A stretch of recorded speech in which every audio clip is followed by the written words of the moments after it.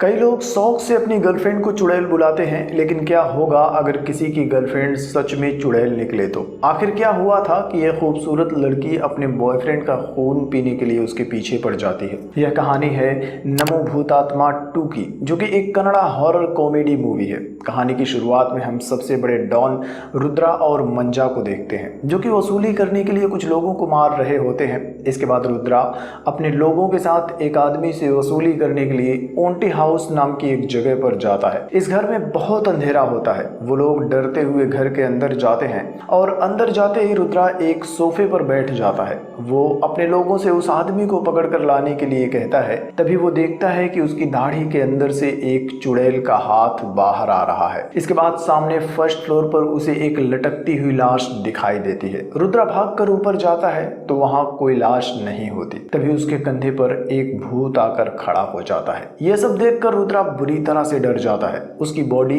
पूरी तरह से सुन्न पड़ जाती है। दूसरी तरफ मंजा को भी एक बॉक्स के अंदर भूत दिखाई देता है। अब दोनों बुरी तरह से डर जाते हैं। रुद्रा के लोग किसी तरह से उन दोनों को ओंटी हाउस से निकालकर अपने घर आ जाते हैं। अगली सुबह उनके घर पर सोमना नाम का एक आदमी आता है। रुद्रा और मंजा दोनों अब भी सदमे में होते हैं। रुद्रा की वाइफ से सोमना कहता है कि मैं एक तांत्रिक को जानता हूँ जो यह सब कुछ ठीक कर सकता है। रुद्रा की वाइफ उसे तुरंत उस तांत्रिक को बुलाने के लिए कहती है। इधर उसी दिन हम अर्जुन को देखते हैं, जो कि एक टीवी चैनल के क्रिएटिव टीम में काम करता है। अर्जुन अपने ऑफिस में आता है। तब उसे पता चलता है कि आज सब लोग पूरी तैयारी के साथ ऑफिस में आए हुए हैं। वो सबको इस तरह से देखकर हैरान हो जाता है। तब उसका दोस्त गरुड़ा उसे बताता है कि आज उनके ऑफिस में एक खूबसूरत लड़की आने वाली है और सभी लोग इस तैयारी में हैं कि उस लड़की को सबसे पहले प्रपोज कौन करेगा। रुद्रा उन सब का मजाक उड़ाने लगता है। लेकिन थोड़ी ही देर बाद अमृता नाम की एक खूबसूरत लड़की उनके ऑफिस में आती है।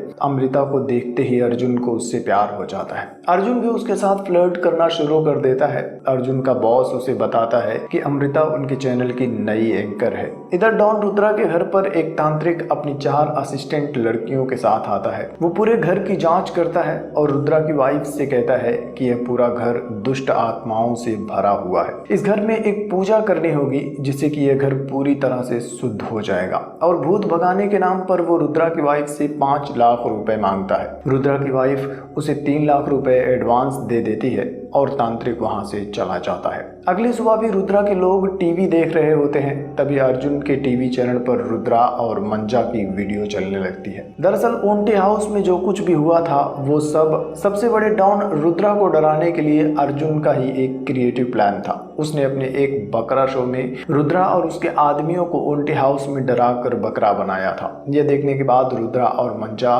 दोनों ठीक हो जाते हैं और अर्जुन ने जो किया उससे उन दोनों की बहुत इंसल्ट हो चुकी थी। शो देखने के बाद वो लोग अर्जुन को मारने के लिए उसके ऑफिस में जाने लगते हैं। तभी वो फेक तांत्रिक फिर से उनके घर आ जाता है। वो मंजा और रुद्रा दोनों को एक धागा पहनने के लिए देता है और बाकी के 2 लाख रुपए मांगने लगता है। मंजा उसे लेकर एक कमरे के अंदर जाता है और फिर सब लोग मिलकर उस फेक तांत्रिक की जमकर पिटाई करते हैं। दूसरी तरफ ऑफिस में बकरा शो के नए एपिसोड को काफी अच्छा रिस्पॉन्स मिलता है। ऑफिस में सब लोग अर्जुन के क्रिएटिव एपिसोड के लिए उसे बधाई देते हैं। अमृता भी अर्जुन को बधाई देती है और अर्जुन एक बार फिर से उसके साथ फ्लर्ट करता है। इसके बाद अर्जुन और गरुड़ा दोनों कॉफी पीने के लिए ऑफिस से बाहर चले जाते हैं और तब उनके ऑफिस में एंट्री होती है मंजा और रुद्रा की। वो अपने लोगों के साथ ऑफिस में आकर तोड़फोड़ करना शुरू कर देता है और अर्जुन के बारे में पूछता है, लेकिन अर्जुन वहां नहीं होता। जिसके बाद वो अमृता और नंदिनी से कहता है कि मैं कल फिर से यहाँ आऊंगा और अगर मुझे अर्जुन नहीं मिला तो मैं तुम दोनों को उठा ले जाऊंगा। रुद्रा के जाते ही अर्जुन वापस से ऑफिस में आ जाता है। ऑफिस में सब लोग रुद्रा की धमकी से डर रहे होते हैं, इसलिए अर्जुन का बॉस उससे कहता है कि मैंने शहर के बाहर चिकमंगलुर में एक बंगला खरीदा है। जब तक सब कुछ ठीक नहीं हो जाता तुम लोग वहां जाकर आराम से रह सकते हो। लेकिन उस बंगले को लोग एक तरह से हांटेड हाउस भी कहते हैं, लेकिन तुम लोग उनकी बातों पर ध्यान मत देना। इसके बाद अर्जुन, गरुड़ा, अमृता, नंदिनी और नंदिनी का बॉयफ्रेंड श्रेयस पांचों उस बंगले पर जाने के लिए निकल जाते हैं। रास्ते में पांचों खूब मस्ती करते हुए बंगले की तरफ जा रहे होते हैं और जंगल में ही रात हो जाती है। उन लोगों ने रास्ते में जमकर शराब पी थी और जंगल में ही उनकी गाड़ी भी बंद हो जाती है। और अगली सुबह जब अर्जुन की आंख खुलती है तो वो देखता है कि गरुड़ा गाड़ी के अंदर है ही नहीं। बाकी लोग गरुड़ा को ढूंढने लगते हैं और थोड़ी ही दूर पर उन्हें गरुड़ा मिल भी जाता है, जो कि उस वक्त बेहोश होता है। अर्जुन उसे उठाने की कोशिश करता है। गरुड़ा के होश में आते ही अर्जुन के साथ वो लोग गाड़ी के पास वापस जाने लगते हैं। तभी नंदिनी एक पेड़ पर रखी डॉल देखती है और उस डॉल को अपने साथ लेकर बंगले पर आ जाती है। बंगले पर ताला लगा होता है। तभी अचानक से बंगले की नौकरानी कविता उन सब के सामने आती है। वो अर्जुन को डराते हुए कहती है कि तुम लोगों को यहाँ नहीं आना चाहिए था, क्योंकि ये जगह बहुत ही खतरनाक है और आज तक जो भी यहाँ आया है वो कभी वापस नहीं गया। लेकिन अर्जुन उससे कहता है कि यहाँ आने से पहले हमारे बॉस ने हमें सब कुछ बता दिया था कि यह जगह डरावनी है। वो कविता का मजाक उड़ाता है और कविता से चाबी लेकर दरवाजा खोलता है। सब लोग बंगले के अंदर चले जाते हैं। अंदर उन्हें एक छोटा सा कमरा दिखाई देता है जिसके दरवाजे पर कुछ तंत्र मंत्र के धागों को बांधकर बंद कर दिया गया था। अर्जुन खुद एक हॉरर बकरा शो बनाता है, इसलिए उसे किसी भी हॉरर चीज से कोई डर नहीं लगता। रात में सब लोग सो रहे होते हैं, लेकिन तभी अचानक से गरुड़ा जाग जाता है। वो नींद में चलते हुए घर से बाहर आ जाता है। उसके कानों में बस एक ही आवाज़ सुनाई देती है कि मुझे यहाँ से बाहर निकालो। गरुड़ा एक पेड़ के नीचे जाकर अपने हाथों से खुदाई करने लगता है और खुदाई करके वो एक बहुत ही पुरानी किताब को बाहर निकालता है। किताब में एक पुरानी कहानी के साथ साथ गरुड़ा का भविष्य भी लिखा होता है। उस किताब में लिखा था कि बहुत सालों पहले एक पुरोहित ने उस पेड़ के नीचे एक बहुत ही खतरनाक आत्मा को अपने तंत्र मंत्र की विद्या से कैद कर दिया था। लेकिन अब गरुड़ा ने उस किताब को निकाल कर उस आत्मा को आजाद कर दिया है और अब उन सब का मरना तय है। इतना पढ़ते ही गरुड़ा चिल्लाने लगता है। सब लोग बाहर आ जाते हैं, लेकिन जब अर्जुन किताब के पन्नों को पलट कर देखता है तो उसमें अर्जुन को कुछ भी दिखाई नहीं देता, लेकिन गरुड़ा डरा होता है। अर्जुन गरुड़ा का मजाक उड़ाता है और फिर सब लोग सोने के लिए अपने अपने कमरे में चले जाते हैं। अगली रात में सब लोग सो रहे होते हैं, तभी कोई आकर उनका दरवाजा पीटने लगता है। अर्जुन दरवाजा खोल कर देखता है तो सामने एक बूढ़ी औरत होती है। वो अर्जुन से खाना मांगती है, लेकिन वो घर के अंदर आने से मना कर देती है। अर्जुन उसके लिए खाना लेकर बाहर आता है, तब वो औरत खाना लेने से भी मना कर देती है और कहती है कि इस घर में भूत है। वो डर के मारे वहां से भाग जाती है, लेकिन अर्जुन को अपने बॉस की बात याद आ जाती है और वो लोग उस बूढ़ी औरत की बातों को इग्नोर कर देते हैं। अगली सुबह दिन में वो पांचों आसपास के लोगों से मिलने के लिए बाहर घूमने के लिए जाते हैं और ऐसे ही वो एक घर पर जाते हैं जहां एक बूढ़ा आदमी अपनी वाइफ के साथ होता है। अर्जुन उन दोनों का इंटरव्यू लेना शुरू कर देता है। अर्जुन और गरुड़ा उन दोनों से काफी देर तक बातें करते रहते हैं और फिर अपने बंगले पर वापस आ जाते हैं। बंगले पर वो लोग अपने लैपटॉप में उस बूढ़े कपल का वीडियो देखना शुरू करते हैं। तब वो लोग देखते हैं कि वीडियो में वो बूढ़ा कपल है ही नहीं। वो लोग भागते हुए फिर से उस घर के पास जाते हैं, लेकिन देखते हैं कि वो घर जो थोड़ी देर पहले बहुत अच्छा दिखाई दे रहा था अब खंडहर बन चुका है। इतना देखने के बाद वो पांचों बुरी तरह से डर जाते हैं। भागकर बंगले पर वापस आते हैं। अपना बैग लेकर बंगले से बाहर भागने लगते हैं। वो लोग अपनी गाड़ी में बैठते हैं, लेकिन अर्जुन के कई बार ट्राई करने के बाद भी गाड़ी स्टार्ट नहीं होती। अर्जुन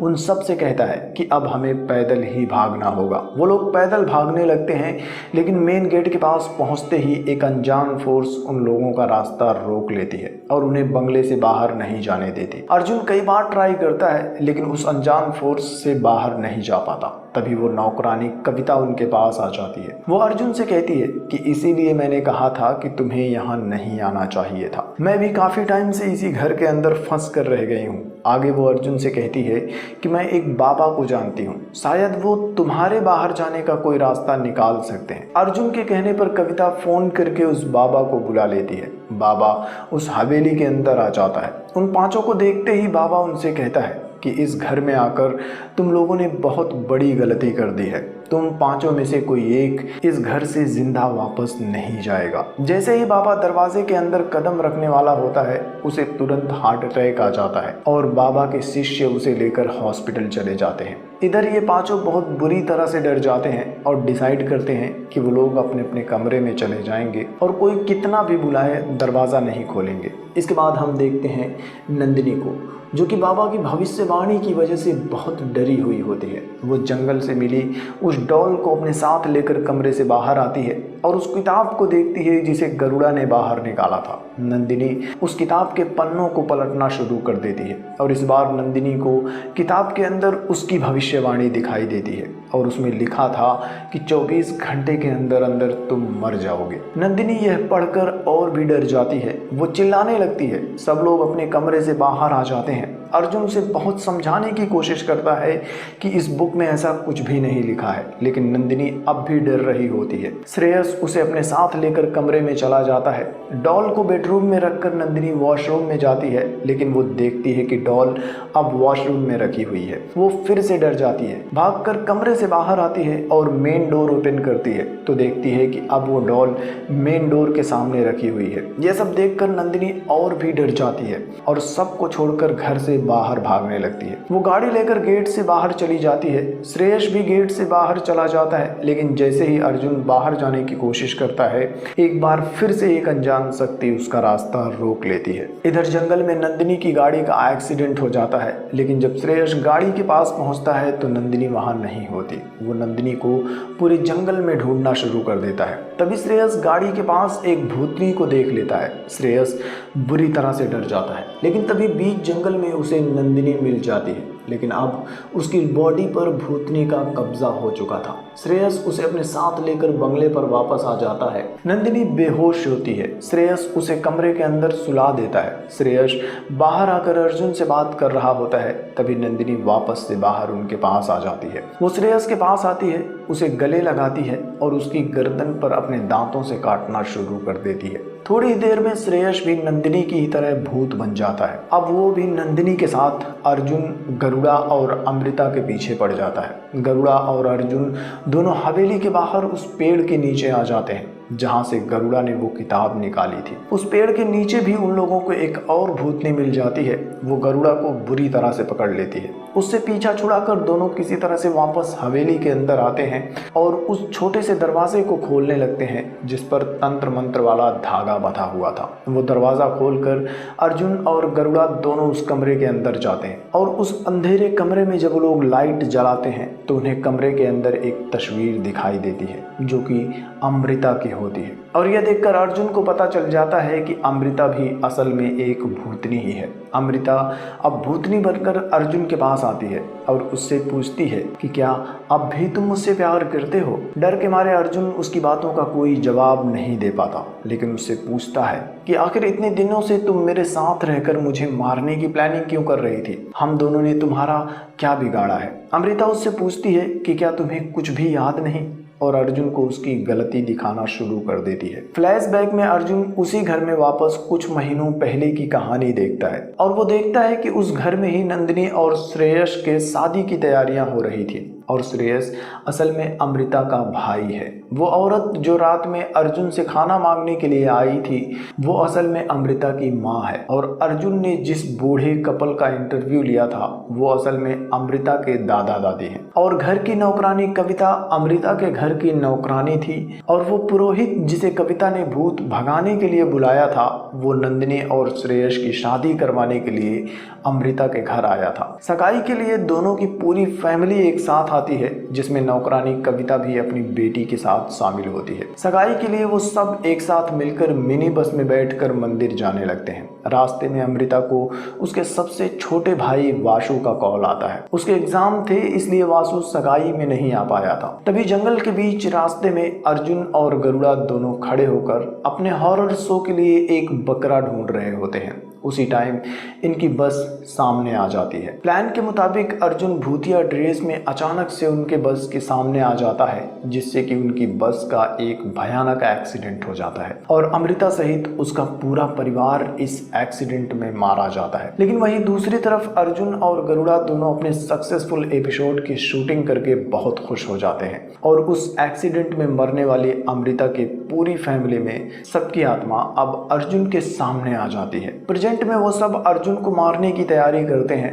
अर्जुन को भी अपनी गलती का एहसास हो चुका था और अर्जुन भी खुद को उनके हवाले कर देता है। वो अर्जुन को मारने वाले होते हैं, तभी हवेली के दरवाजे पर दस्तक होती है। दरवाजा खुलते ही बासु उस घर के अंदर आता है। उसे देखकर अर्जुन भी हैरान हो जाता है। वो बासु से पूछता है कि तुम यहाँ क्यों आए हो। बासु उसे बताता है कि मैंने आपके सपोर्ट से नेशनल लेवल क्विज कंपटीशन में फर्स्ट प्राइज हासिल कर लिया है। आगे वो अर्जुन को बताता है कि यह मेरा ही घर है, लेकिन एक्सीडेंट में मेरी पूरी फैमिली की मौत हो गई थी। तब बैंक वालों ने अपना कर्जा वसूलने के लिए इस घर को नीलाम कर दिया था और कंपटीशन जीतने के बाद जब मैं आपके ऑफिस में गया तो मुझे यही एड्रेस दिया गया। अर्जुन अपने हाथों से बासु को उसका गोल्ड मेडल पहना देता है और बासु को तुरंत वहां से जाने के लिए कहता है। बासु वहां से चला जाता है, लेकिन अब अमृता की पूरी फैमिली को पता चल गया था कि बासु जैसे कई हजार बच्चे सिर्फ और सिर्फ अर्जुन की वजह से पढ़ पा रहे हैं और अनाथ आश्रम में उन्हें रहने